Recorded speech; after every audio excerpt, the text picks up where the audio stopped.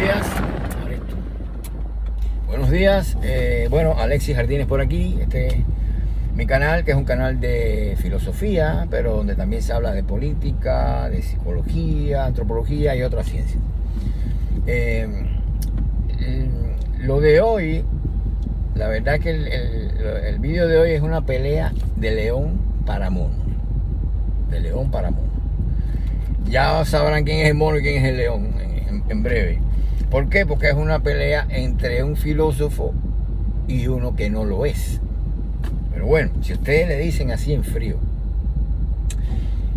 a ver, la materia es, la materia es la realidad objetiva que existe fuera de nuestras sensaciones y percepciones y que es copiada, fotografiada por estas sensaciones y percepciones, de manera que esa materia como realidad objetiva existe independientemente de ellas. Usted dice, perfecto, yo pienso igualito. Y si por otra parte le dicen, bueno, hay un tipo que anda diciendo que las cosas, todas las cosas, la variedad de cosas no es más que un conjunto de sensaciones. Y por lo tanto, estas sensaciones pertenecen a un sujeto, ¿verdad? El sujeto que percibe supuestamente las cosas, ¿no? Pero que las cosas no son más que un conjunto de sensaciones. Por lo tanto, lo único que va a existir va a ser ese sujeto y sus sensaciones. No existe más nada. Están negando la realidad objetiva del mundo. Le soltaron la pastilla a sí mismo y usted la diluyó con saliva, con agua, yo no sé con qué, se la tragó facilito y ya está, todo resuelto. Pero vamos a acercarnos un poquito al asunto y a deshacer esta gran farsa, porque esto está lleno de farsa. Este es otro mito que se va abajo. A ver, vamos a mirar para atrás. Cuando usted dice que la materia es una categoría filosófica, esta es la definición de Lenin, que sirve para designar la realidad objetiva, que es copiada, fotografiada por las sensaciones y que existe independientemente de ella. Usted está diciendo la materia, que es un concepto más bien ontológico, pero lo está usando como categoría, y en este caso esa categoría de materia es como el reflejo ahí en esa categoría de la realidad objetiva. Entonces la realidad objetiva resulta que es un concepto epistemológico. Por lo tanto tenemos una dicotomía un poco rara aquí. Lo que se supone que sea lo que atrae toda la verdad de la proposición, resulta que es un concepto epistemológico. Realidad objetiva es un concepto epistemológico, por cuanto la realidad objetiva está correlacionada con la realidad subjetiva, ¿verdad? Y con la percepción del sujeto. Eso es lo que es la realidad objetiva, es una representación, no es más que eso. Entonces, parece que estás diciendo mucho, pero no estás diciendo absolutamente nada. La realidad objetiva es una abstracción a la cual se llega en un momento dado del desarrollo mental del individuo. Uno no nace con esa representación de realidad objetiva. Tiene que tener primero un yo, tiene que ser sujeto, que llegar incluso a la posición de sujeto en su evolución. Con el yo solo no alcanza. Y entonces ahí es que se empieza a percibir la realidad en términos de objetividad, de realidad objetiva y demás. Pero tiene que existir la contraposición objetivo-subjetivo, de lo contrario no tiene ningún sentido. Y esa contraposición es la fundamental del conocimiento, ¿verdad? Por lo tanto, eso es una categoría de orden epistemológico. No tiene ninguna realidad ontológica, ¿verdad? Entonces, bueno, pero parece que dice mucho, no dice ni carajo. Por otra parte, sería un reflejo. Cuando nosotros establecemos esa división en las cosas de que hay un reflejo de realidad objetiva, todo el momento de la subjetividad ese se carecería de valor, porque si todo no va a ser más que un reflejo, entonces yo voy a conocer el reflejo, que además lo demerito en tanto reflejo, le voy a dar crédito de realidad a lo que no conozco y lo que no puedo conocer, por cuanto no lo puedo transformar en representaciones del sujeto. y va a quedar como una cosa en sí. O sea, la materia de Lenin es el ejemplo mejor que se puede traer a colación de lo que Kant, el filósofo Immanuel Kant, llamó Ding an sich. Ding an sich. Ding an sich en alemán, o sea, cosa en sí. ¿Verdad? Eso, la materia sería una cosa en sí inconocible siempre. Pero da la casualidad que siempre inconocible, porque tú nada más conoces la representación de la materia. Pero la materia en sí, esa realidad objetiva en sí, no la vas a conocer nunca, de acuerdo a los mismos presupuestos de la definición. Entonces, vamos a ver ahora la otra posición. Esta posición que dice, de la cual se dice, mejor dicho, que las cosas son un conjunto de sensaciones y por lo tanto la realidad se reduce a la percepción subjetiva, a la percepción de un sujeto, etcétera, etcétera. Hay que tener en cuenta, lo primero que hay que tener en cuenta, que el individuo que estamos criticando, en este caso, que es George Berkeley en español, Berkeley en inglés y Berkeley en ruso. Lo puedo decir de las tres maneras porque no estoy pensando qué idioma estoy hablando, ni mucho menos, si no, no podría hablar. Así que si digo Berkeley o Berkeley, es la misma persona. Su nombre es George y fue un obispo irlandés. Si mal no recuerdo, nació en Cloyne, un lugar llamado Cloyne. Le decían el obispo de Cloyne. Esto es un dato muy curioso. Vamos a ver con el obispo a ver si no se me olvida comentárselo. Bueno, es más, se lo digo ahora. Parte de la crítica a la filosofía de Berkeley, que como ustedes están viendo ya, el acento lo ponen en su carácter de idealismo subjetivo. O sea, esa doctrina de Berkeley sería un idealismo subjetivo porque lo reduce toda la realidad, todas las cosas, a las sensaciones del sujeto y por lo tanto, nada más que existiría el sujeto y sus sensaciones. Pero resulta que este Berkeley no...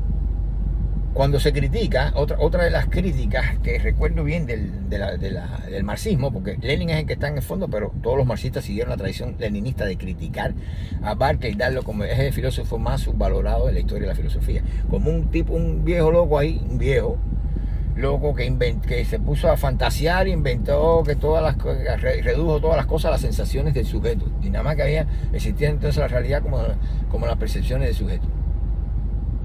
Entonces, ¿qué pasa con eso? Lo que le estoy diciendo es que sencillamente George Berkeley escribió toda su obra siendo un adolescente y cuando arribó a la edad de 20 años ya publicó su tratado fundamental con todo su sistema concebido ahí bien armadito, ¿verdad? Toda su filosofía.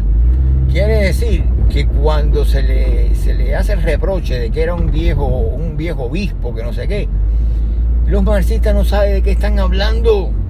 Están mintiendo, como siempre, porque Berkeley hizo toda su filosofía siendo un adolescente y la publicó con 20 años. Y ya, ahí estaba todo, su obra fundamental. Tenía 20 años cuando salió publicada, con todo su sistema. Así que ¿de qué estamos hablando aquí? Pero bueno, vamos de nuevo para el asunto de quién tenía razón en esta pelea. ¿Quién gana y quién pierde? Ya ustedes ven que la concepción de la materia de Lenin es un bluff también. Eso no sirve para nada. ¿Le parece que es algo con sentido? Cuando dice, la materia es realidad objetiva que existe fuera de las sensaciones. Pero cuando usted no lo analiza punto por punto, miren para atrás el vídeo para que vean, eso no va para ningún lado. Eso es una estafa, ¿verdad? Y además trae, como concepción materialista al fin, trae añadido el agnosticismo. O sea, si esa materia, como tú la dices, existiera, fuera inconocible. Eso está más que claro. Casualmente, la obra fundamental de Berkeley tiene como subtítulo Contra el agnosticismo, el escepticismo y el materialismo. Como si supiera que Lenin iba a aparecer a hablar toda la basofia esa. Pero es verdad que en su época, de un modo u otro, esas objeciones existían, ¿no? Y porque él le responde a Lenin antes que Lenin naciera. ¿Entiendes? Que Lenin existiera, por lo tanto, obviamente, de un modo u otro eso estaba en el aire, ¿no? Entonces, ¿qué pasa con eso? Miren, voy a ir directo porque dije que lo iba a hacer bien sencillito. Yo recuerdo un pasaje donde Berkeley explica esto en una obra que él hizo para que la gente lo entendiera, que es la versión popular de su tratado. Esa versión él le puso por título 3 diálogos entre Hylas y Filonus. En inglés decimos Hylas, es el mismo, Hylas o Hylas. Y este Hylas va a ser la contraparte de Berkeley en los diálogos, ¿no? El que representa a Berkeley es Filonus, que el nombre, como ustedes pueden ver, viene de amor por la razón. Recuerden filosofía, filosofía, amor por la sabiduría, por el saber, ¿verdad? Y entonces esto si dice Filonus, nus está en latín, esto sería el filo, amor por la razón, ¿no? Entonces este personaje es el que encarna la teoría de Berkeley. Y en un momento determinado del diálogo, el tipo le dice a Hylas, o Hylas le dice, oigan bien, reproche como si se lo dijera a Lenin: te equivocas. Yo no trato de convertir las cosas en ideas, sino más bien las ideas en cosas. Y continúa, oiga esto, las ideas en cosas. Y continúa, porque esas cosas que según tú no son más que copias de un original que no existe, para mí son las cosas reales. Por eso que tú percibes esas sensaciones que tú tienes en las cosas, que para ti son copias de un original que no existe, y agrego yo, y si existiera fuera inconducible, por lo que expliqué anteriormente, son para mí las cosas reales. Esto es brutal. ¿Por qué? Porque esta concepción de Berkeley es irrefutable. Hay que saber mucho filosofía, hay que saberse los vericuetos. Se puede, es refutable, obviamente. ¿Con qué se hace? Con Kant, exclusivamente. Con la posición de Kant. Esa es la única que puede refutar. De Kant para acá, obviamente, ¿no? O sea, no hay nada que pueda refutar a Berkeley si no te paras en Kant, ¿no? Para ayudarte un poco a refutar a Berkeley. De lo contrario, es irrefutable. Y entonces, no solamente es lo coherente que es y lo demoledora que es, porque él está diciendo, eso que tú tocas, huele y estás mirando, esa es la cosa real. Tú eres el que dice que eso son imágenes de algo que no existe. No hay original ninguno detrás de las sensaciones, detrás de la, entiendan si quieren, representaciones, percepciones, etcétera. Pero no hay nada. Entonces, cuando usted pone un original al cual usted no puede acceder mediante el conocimiento, el problema lo crea usted, y que está creando el problema del agnosticismo. Eso va a ser inconocible. Entonces, Berkeley te mata porque te da la posición. Desde la filosofía él logró decirte lo que dice el bodeguero. Tú le preguntas al bodeguero, ese cartucho lleno de café que tú tienes en la mano, ¿existe o no existe? Dice que claro que existe. ¿Es real o no es real? Claro que es real. ¿Y tú crees que es distinto de algo que él sea una representación? Te va a decir, no, el cartucho es la cosa. Lo que yo estoy tocando y oliendo y viendo. Eso es la cosa, no es más nada. Ese es Berkeley. Irrefutable, sencillamente irrefutable. Porque es el sentido común, es la filosofía, el sentido común. Entonces, toda esta historia que se inventaron de que Berkeley es un idealista subjetivo, en primer lugar, Berkeley no conoció los conceptos de subjetivo y objetivo, ni realidad objetiva ni subjetiva. No los usó en ninguna de sus obras, porque no los conocía. Y en segundo lugar, decir que él reduce todas las sensaciones del sujeto y por lo tanto nada más que existe él y sus sensaciones. Miren, Berkeley, la obra de Berkeley, lo que pasa es que todos los marxistas y todos los materialistas tienen problemas neuronales. Entonces ven las cosas por la mitad nada más. La obra de Berkeley está clarito que tiene... eso es una obra sobre... Esa es una filosofía de la existencia de las cosas. No existencialismo, sino existencia de las cosas en el sentido de conocer las cosas, ¿no? De la percepción de las cosas y demás. Entonces él,